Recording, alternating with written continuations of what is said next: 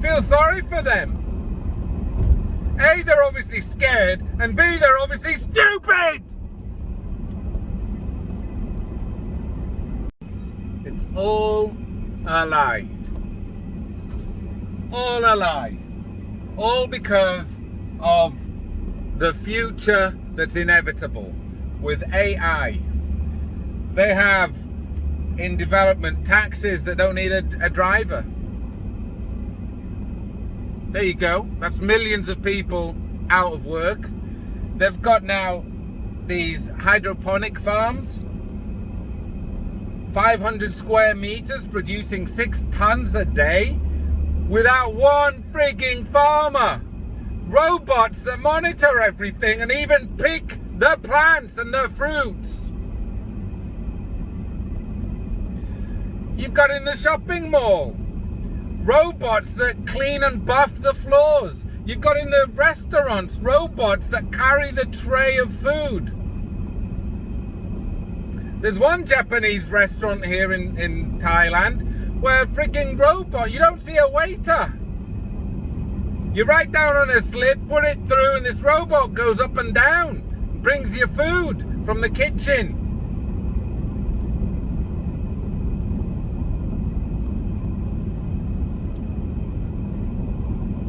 What does that mean? It means that millions and millions and millions of jobs, people's livelihoods are going to disappear. And what will they do? Well, I don't think the elite want another French Revolution, do they? What a fantastic means of controlling the vast majority of people. Infringe on their liberty and on their freedom to the extent that they then beg for you to do other things to them so they can have some of those freedoms back, and then reward them for good behavior and demonize those who don't conform. Look at China. China's the model that they're all espousing to.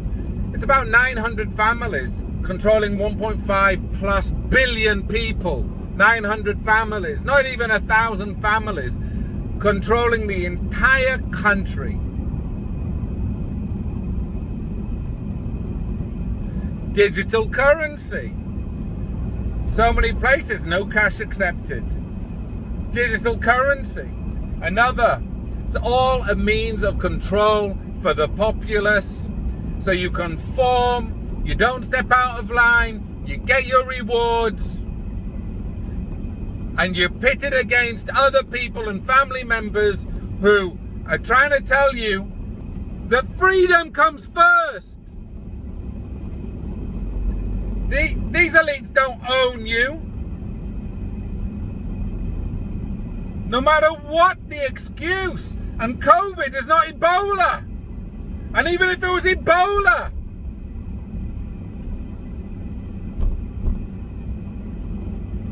you think wearing 2 frigging masks on protects you in any way?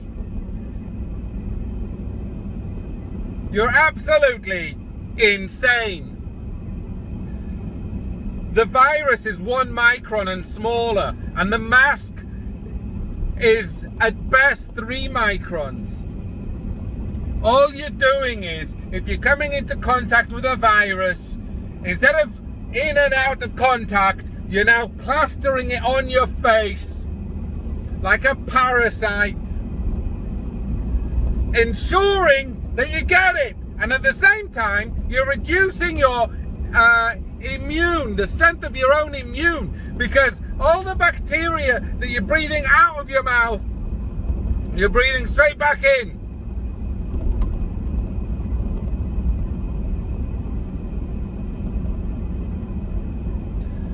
You're fidgeting with your mask.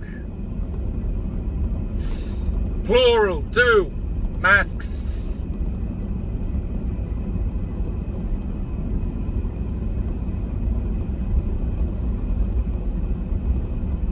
Now, if you have COVID, the mask will reduce your own phlegm from spreading it. But if you don't have COVID and you come into proximity with it, you're vastly increasing the odds of you getting it. Now, which one outweighs the other? And where's the science?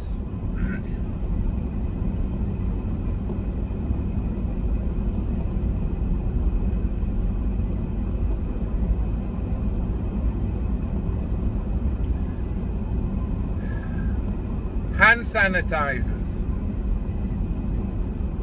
Everywhere you go, hand sanitizers. Now there's some studies out of Germany showing that it reduces a man's sperm count. How's about that? They don't tell you that.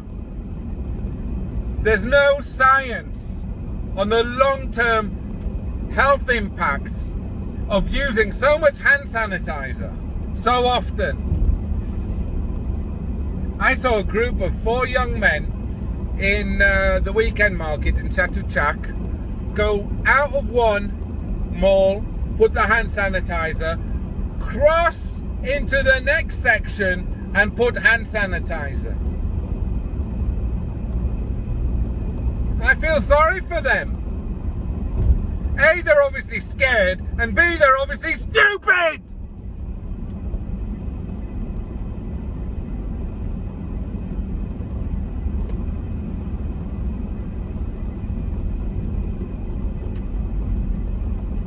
And God forbid they ever get into politics!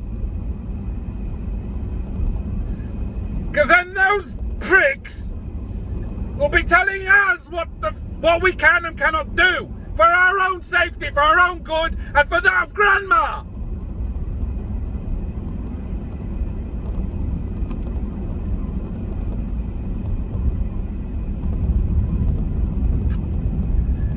The Thai New Year in April.